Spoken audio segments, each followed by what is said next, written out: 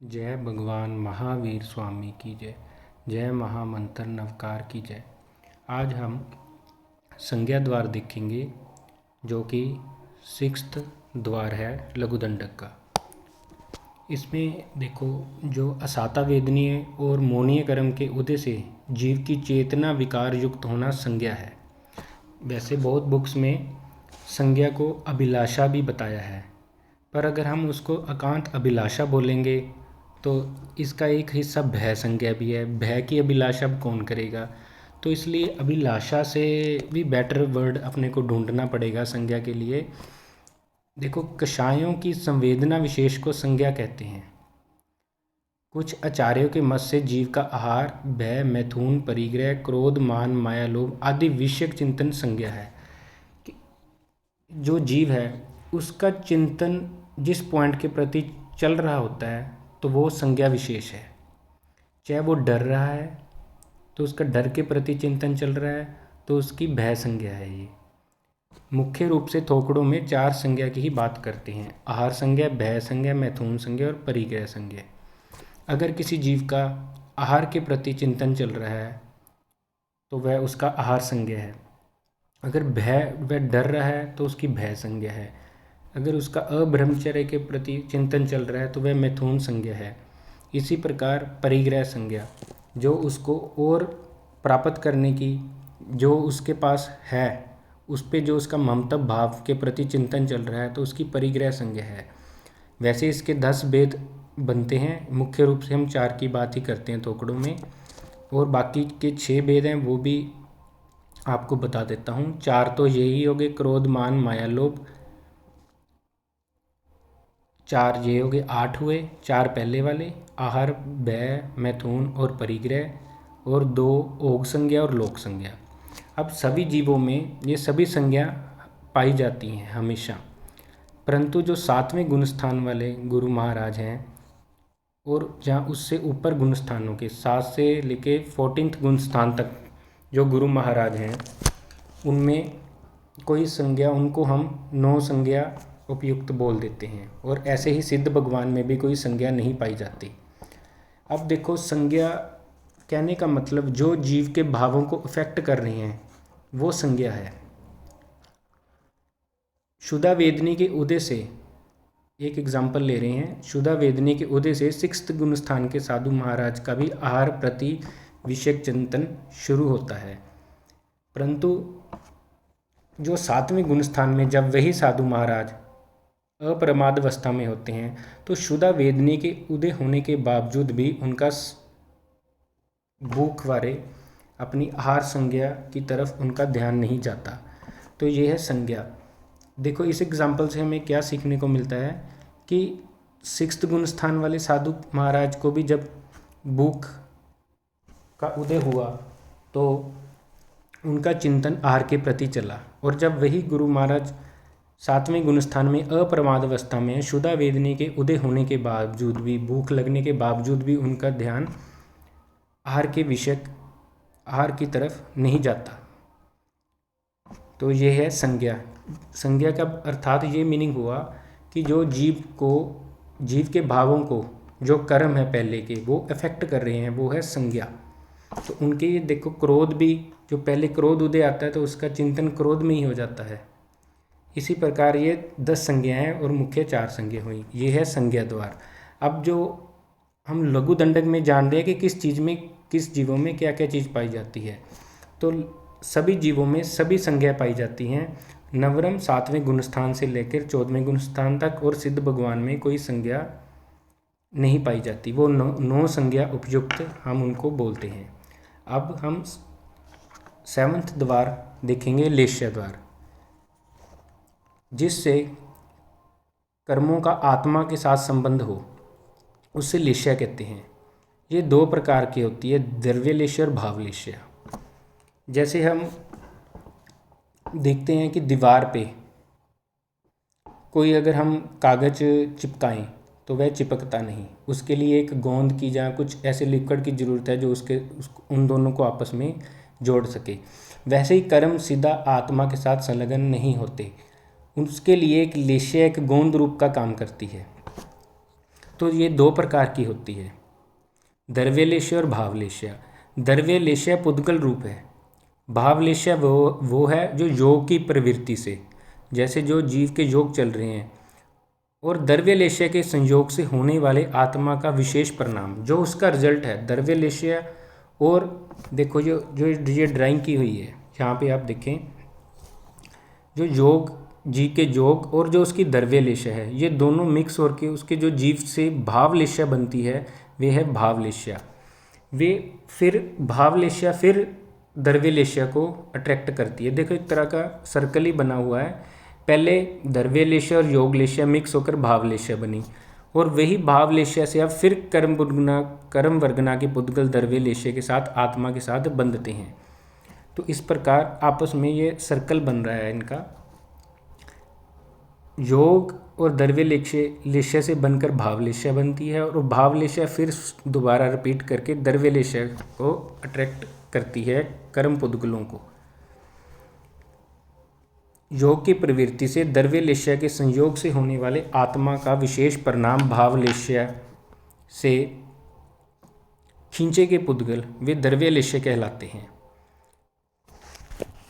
मनुष्य और त्रिंच में द्रव्य का लेश्य का परिवर्तन होता रहता है। अब ये भी बात एक मेन पॉइंट है कि जैसे हम लोग हैं, हमारी एक लेश्या नहीं रहती, ये बदलती रहती है, ये अंतर्मुहूर्त में भी बदलती रहती है। ज़्यादा से ज़्यादा एक लेश्या का टाइम हमारा मनुष्य और त्रिंच का सिर्फ अंतर्मुहूर्त ही है, परंतु देवता और नारकियों में उनकी द्रव्य लेश्या अवस्थित होती है, उनकी सारी लाइफ टाइम वैसे की वैसे बनी रहती है। लेश्या के 6 भेद हैं, कृष्ण, नील, कपोत, तेजो, पद्म, शुक्ल। जो पहली 3 लेश्य हैं कृष्ण, नील, कपोत, वे अविशुद्ध हैं, अप्रशस्त हैं, कहने का मतलब उनका लेवल घटिया है, वो एक तरह के घटिया रूप है। और तेजो, पद्म, शुक्ल ये विशुद्ध हैं और प्रशस्त हैं, ये बढ़िया लेश्य हैं। अब हम जानेंगे कि कौन सी लेश्या कहाँ कहाँ किस जीवों में पाई जाती है। अब पहले देखो, पहली और दूसरी नारकी में कपोत लेश्या है। दोनों ही नारकियों में जितने भी नारकी हैं वो सभी के सभी कपोत लेश्या वाले हैं। अब तीसरी नरक के प्रथम प्रत्तर में, वैसे बुक्स में ज़्यादातर ये लिखा होता है कि थर्ड नरक में कपोत और नील, परंतु अगर हम उसको भी और बारीकी से देखें, तीसरी नरक की जो प्रथम प्रत्तर है ना, तीसरी नरक की वैसे 9 प्रत्तरें हैं, उसमें भी जो फर्स्ट प्रत्तर है उसमें ही कपोत और नील लेश्य के नारकी मिलते हैं। बाकी जो नीचे तीसरी नरक की 8 प्रत्तरों में जो नारकी रह रहे हैं उनमें, और फोर्थ नरक में भी नील लेश्य है। कहने का मतलब तीसरी नरक के 8 प्रत्तरों में, नीचे वाली 8 प्रत्तरों में नील लेश्य ही है, और फोर्थ प्रत्तर में भी नील लेश्य ही पाई जाती है। फिफ्थ नरक के प्रथम प्रत्तर में भी नील और कृष्ण, बुक्स में हम देखते हैं कि 5th में ऐसे लिखा होता है, वहाँ समुच्चय तौर पर नील और कृष्ण, तो इसलिए 5th नरक की फर्स्ट प्रत्तर में, जैसे 3rd नरक की फर्स्ट प्रत्तर में डबल थी, वैसे ही 5th नरक की प्रथम प्रत्तर में नील और कृष्ण लेश्य है। 5th नरक की शेष 4 प्रत्तरों में, अब 5th नरक में 5 प्रत्तरें हैं टोटल, ऊपर वाली फर्स्ट में 2 हैं। इसका मतलब क्या हुआ, जो 5th नरक के 5वीं नरक के प्रथम प्रत्तर के नारकी हैं वे 2 तरह के हैं, नील और कृष्ण लेश्या वाले। और 5th नरक की जो नीचे वाली 4 प्रत्तरें हैं, और 6th नरक में सिर्फ कृष्ण लेश्या वाले ही नारकी पाए जाएंगे। और 7th नरक में कृष्ण का भी आगे उसका बड़ा हुआ रूप महाकृष्ण लेश्या पाई जाती है। अब नोट करने वाली बात यह है कि बाकी सभी जगह सिर्फ एक एक लेश्या ही है, बस तीसरी और 5वीं नरक की प्रथम प्रत्तरों को छोड़कर, क्योंकि वहाँ 2 लेश्या वाले नारकी हैं। अब देखो, जो 51 जाति के देव हैं, वानव्यंतर देव हैं, भवनपति, वानव्यंतर, परमाधामी और जरंबक, 51 जाति के जो देव हैं उनमें 4 प्रकार की लेश्या पाई जाती है, कृष्ण, नील, कपोत और तेजो। अब जो ज्योतिष हैं, ज्योतिष फर्स्ट, सेकंड देवलोक और पहला किलविशी, इसमें सिर्फ इनमें तेजो लेश्या ही पाई जाती है। ज्योतिष, पहला और दूसरा देवलोक और पहला किलविशी, इनमें जितने भी देव हैं वो सभी के सभी एकांत तेजो लेश्य वाले हैं। और कोई लेशिया वाला वह कोई देव नहीं है। दूसरा किल्विशी है, वहाँ पे 2 प्रकार के किल्विशी देव पाए जाते हैं, तेजो और पद्मलेशी।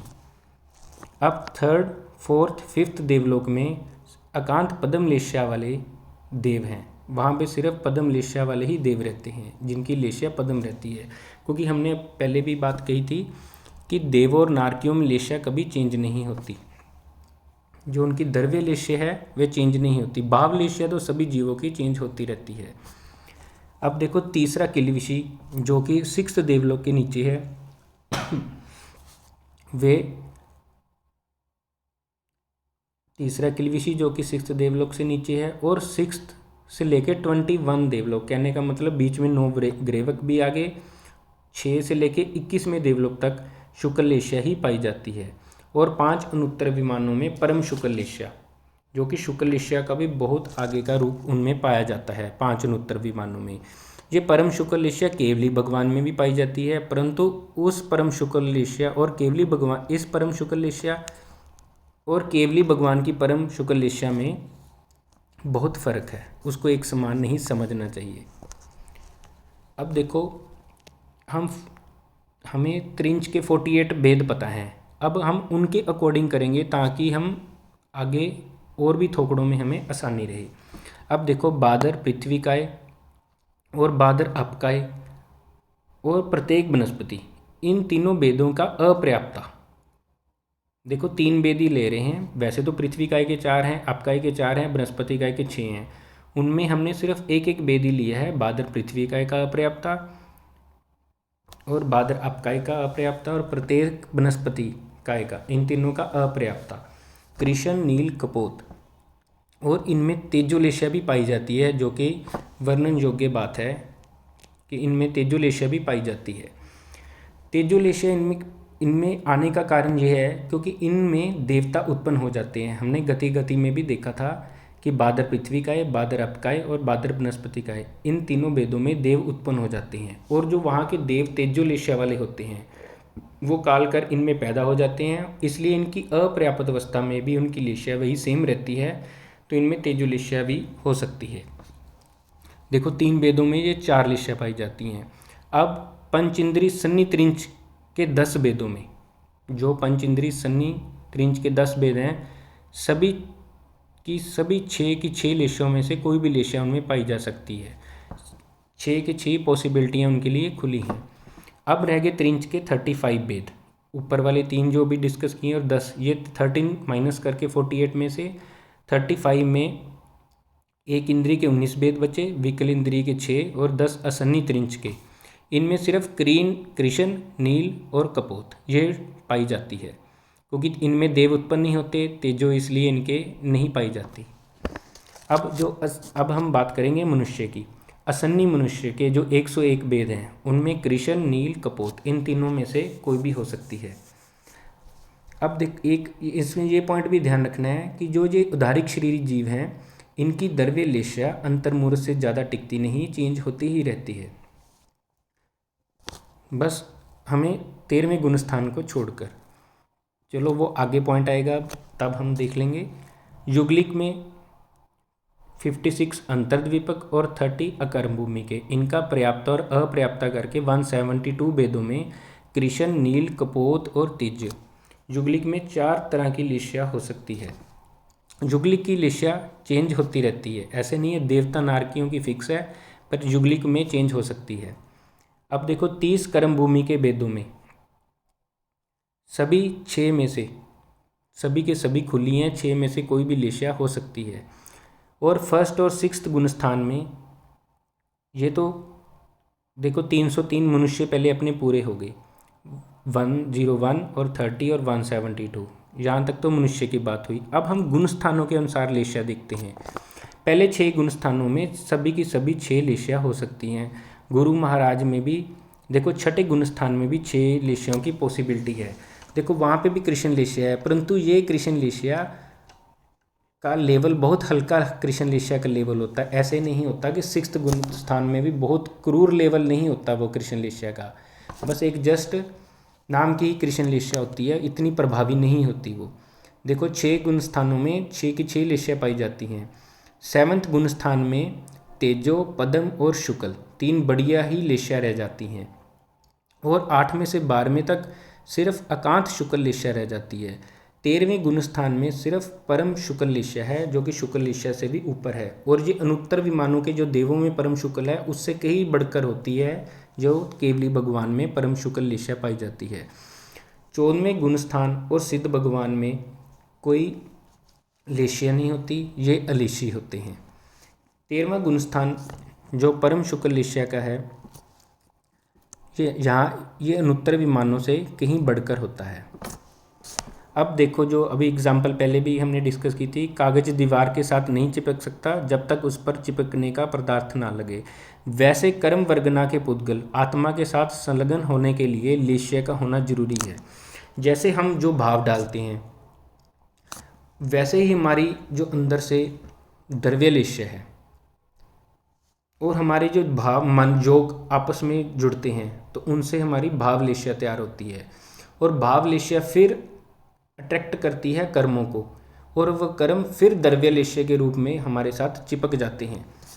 और इसलिए हमें अब देखो, हमें भाव शुद्ध क्यों रखने चाहिए कर्मों के हिसाब से, क्योंकि कर्म देखो अच्छे बुरे नहीं है। जैसे दूध का कलर वाइट है, उसमें हम रेड कलर का कुछ रूह अफ़ज़ा मिक्स कर देते हैं तो वो रेड कलर का हो जाता है। कोई बादाम डाल देते हैं, ग्रीन कलर का बादाम शेक बन जाता है। मिल्क, वाइट मिल्क में कोई भी कलर डालते हैं वैसा कलर बन जाता है। वैसे ही जो कर्म है ना वो अच्छे बुरे नहीं है, जो कर्म वर्गनाएँ हैं वो पाप पुण्य नहीं है, वो आप हमारे भावों के साथ और लेशिया के साथ जब चिपकते हैं तब वो पाप पुण्य का रूप लेते हैं। पहले वो एक जैसे ही हैं। जब हमारे आत्मा के साथ चिपक जाते हैं तो वो अपना इफेक्ट अलग से बना लेते हैं, और जब वो उदय में आएंगे वैसे फिर भुगतने पड़ते हैं। इसलिए अपने भाव हमें शुद्ध रखने चाहिए। अब देखो, जो एक मेन पॉइंट है आगे चलकर हमें बहुत काम आएगा। जीव जिस लेशिया में आयुष का बंध करता है उसी लेशिया में वह काल करता है। जैसे कोई 60 साल का आदमी है, उसने मान लो 50वें साल में अपनी आयुष का बंध किया है। जब उसने 50वें साल में जो आयुष का बंध किया था तब उसकी जो लेशिया थी, अब वो 60 साल का है, वह काल करने जा रहा है, तब भी उसकी मरते वक्त वही लेशिया आएगी। ये ऑटोमेटिक सिस्टम है कि जीव जिस लेशिया में आयुष का बंध करता है, चाहे उसने आयुष का बंध 100 साल पहले किया हो, 1000 साल पहले किया हो, तो भी उसकी लेशिया वही काल करते वक्त आएगी।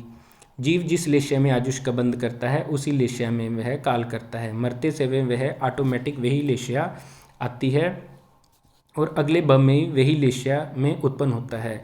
ये नीमा सभी गति के जीवों पर लागू होती है। लेशिया की जगन्य और उत्कृष्ट स्थिति। अब हम देखते हैं कि लेशिया कितनी देर, एक लेशिया कितनी टाइम बनी रहती है। देखो, जो जगन्य है कृष्ण लेशिया वो अंतर्मुहूर्त है, क्योंकि अभी हमने देखा है मनुष्य त्रिंच में अंतर्मुहूर्त से ज़्यादा कोई भी लेशिया टिकती नहीं है। तो अब हम जो मिनिमम देखो, सभी कृष्ण लेशिया भी अंतर्मुहूर्त है और नीलेशिया भी जगन्य से अंतर्मुहूर्त है उसकी स्थिति। कपोत का भी, सभी 6 की 6 लेशियों का अंतर्मुहूर्त ही है। ये मनुष्य और त्रिंच के कारण जगन्य उनकी स्थिति बनी। अब हम उनकी उत्कृष्ट स्थिति जानने की कोशिश करते हैं कि कृष्ण लेशिया की उत्कृष्ट स्थिति क्या बनती है। देखो, 2 अंतर्मुहूर्त प्लस 33 सागर, क्योंकि 33 सागर 7वीं नरक है, वहाँ पे कृष्ण लेशिया है, वो तो हमें समझ आ गया।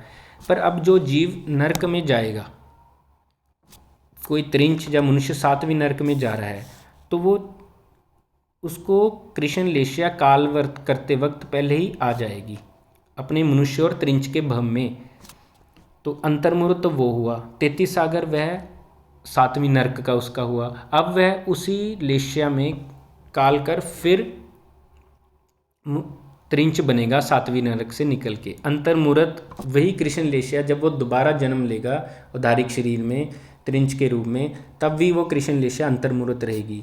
कहने का मतलब फर्स्ट भव, जहाँ से जब वो नरक जा रहा था उसका अंतर्मुहूर्त, और नरक का 33 सागर, और थर्ड भव उसका अंतर्मुहूर्त। ये कृष्ण लेशिया की मैक्सिमम टाइमिंग हुई, क्योंकि इससे ज़्यादा हो नहीं सकती। क्योंकि हमने पहले भी डिस्कस किया है कि अंतर्मुहूर्त से ज़्यादा उदारिक शरीर में लेशिया टिकती नहीं है, चेंज होती रहती है। तो अब वो जो नार्क वाला जीव त्रिंच के रूप में उत्पन्न हुआ उसकी कृष्ण लेशिया में, तो अंतर्मुहूर्त से ज़्यादा वो टिकेगी नहीं, उससे पहले वो उसकी चेंज हो जाएगी। तो कृष्ण लेशिया की मैक्सिमम स्थिति 2 अंतर्मुहूर्त प्लस 33 सागर 7वीं नरक का, ये 3 भव जोड़ के बने। अब देखो नील लेशिया का, नील लेशिया का भी 2 अंतर्मुहूर्त वैसे ही प्लस करने हैं, फर्स्ट भव के और थर्ड भव के, और बीच वाला भव उसका 10 सागर प्लस प्लेपम का असंख्यातमा भाग। ये स्थिति नील लेशिया की है, क्योंकि नील लेशिया ज़्यादा से ज़्यादा 5वीं नर्क की पहली प्रत्तर तक नीचे से ज़्यादा से ज़्यादा मतलब नीचे तक 5वीं प्रत्तर से नीचे नहीं है। तो वहाँ की मैक्सिमम स्थिति है 10 सागर प्लस प्लेपम का असंख्यातमा भाग।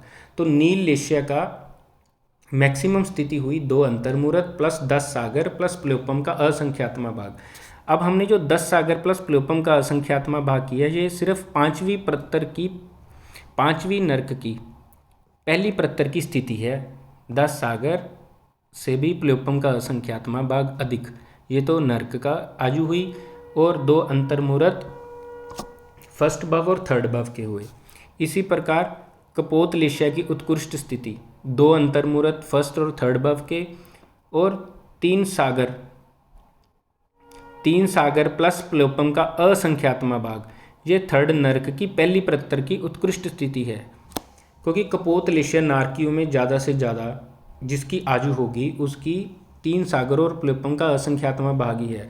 क्योंकि अब देखो पहली प्रत्तर में हमने देखा था कि कपोत लेशिया भी और नील लेशिया भी है। अब जो कपोत लेशी जीव हैं नर्क के, उनकी ज़्यादा से ज़्यादा आयु 3 सागर और प्लेपम का असंख्यातमा भाग होती है, वो भी थर्ड नर्क की पहली प्रत्तर की अपेक्षा है, इसलिए कपोत लेशिया की स्थिति ये हुई।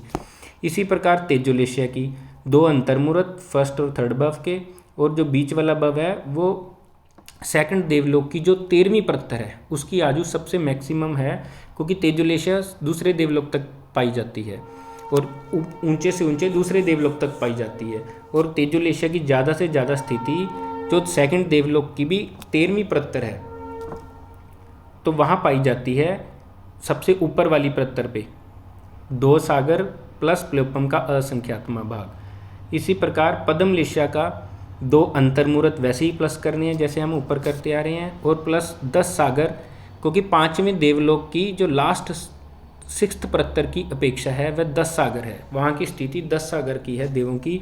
इसके बाद शुक्ल लेशिया शुरू हो जाती है, इसी कारण जो पद्म लेशिया की स्थिति 10 सागर ही है। 5 उत्कृष्ट ऊंचे से ऊंचा 5वें देवलोक की भी लास्ट प्रत्तर जो सबसे ऊंची है 6th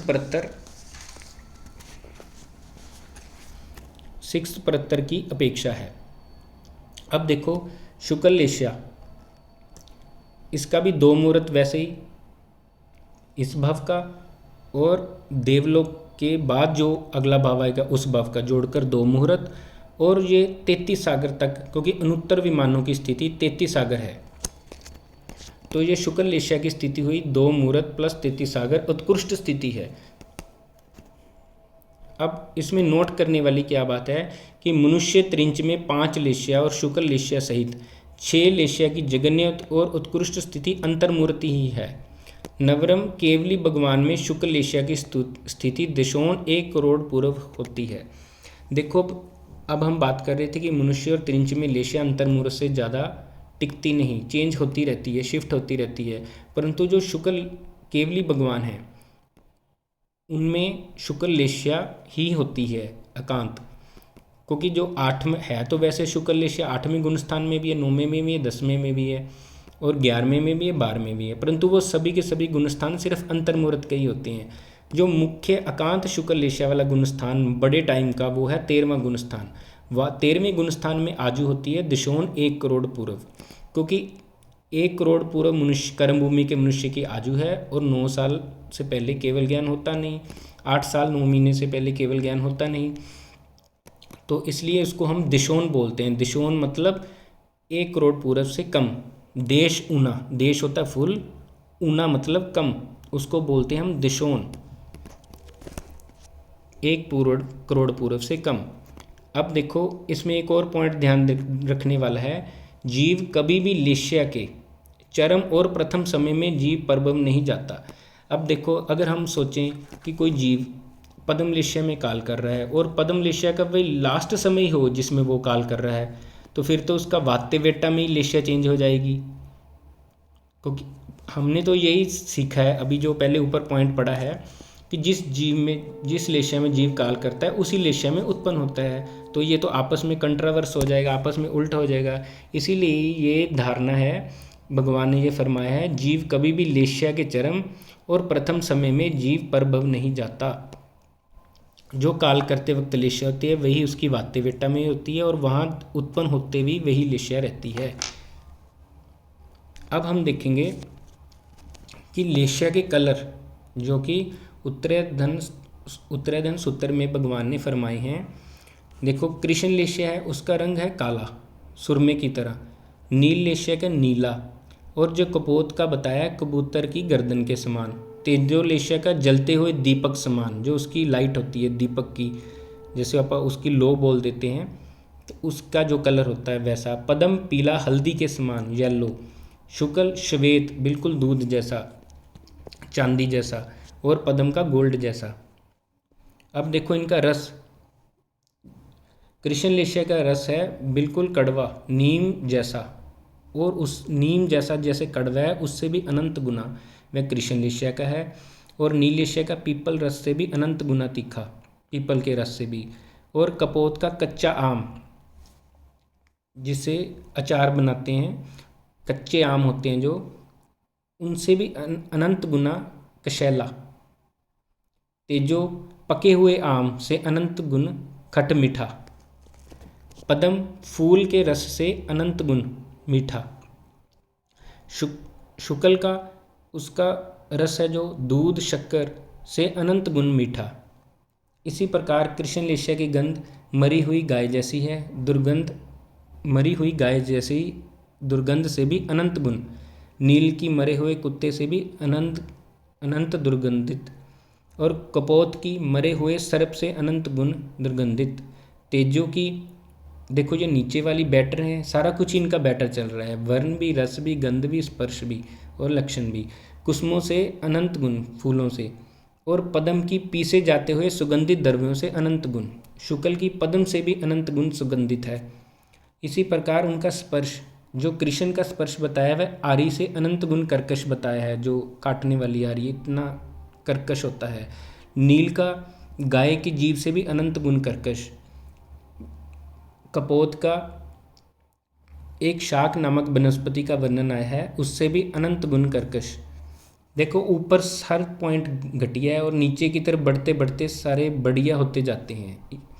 तेजो लेश्या का बूर वनस्पति से अनंत गुण कोमल, और पद्म लेश्या का मक्खन जैसा जो कोमलपन होता है उससे अनंत गुण।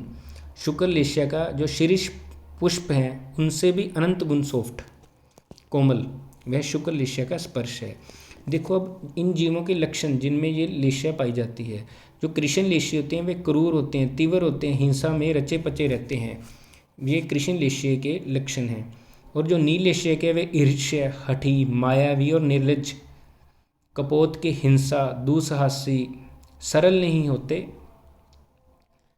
और तेजो लेश्या के जो लक्षण हैं वे जीव विनम्र, माया से रहित, कौतूहल नहीं करने वाले और पाप से डरने वाले होते हैं।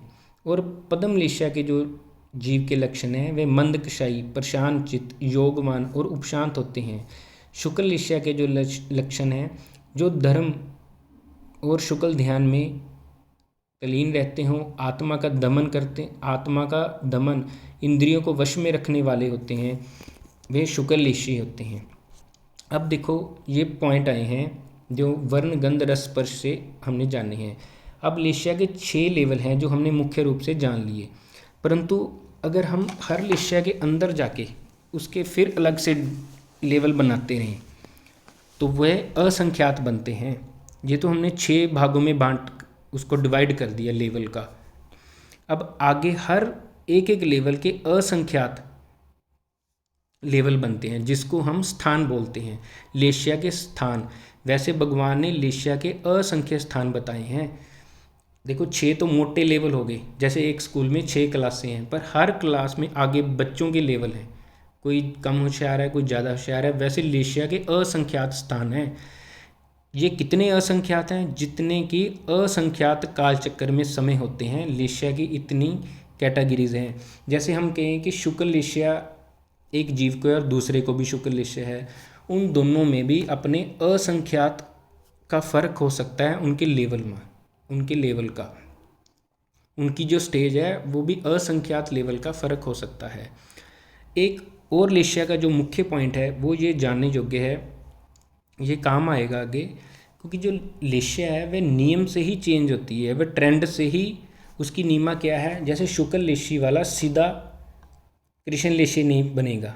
शुक्ल लेशी वाला जीव को पहले पद्म लेशिया आएगी, फिर तेजो लेशिया आएगी, फिर कपोत लेशिया आएगी, फिर नील लेशिया आएगी, फिर कृष्ण आएगी।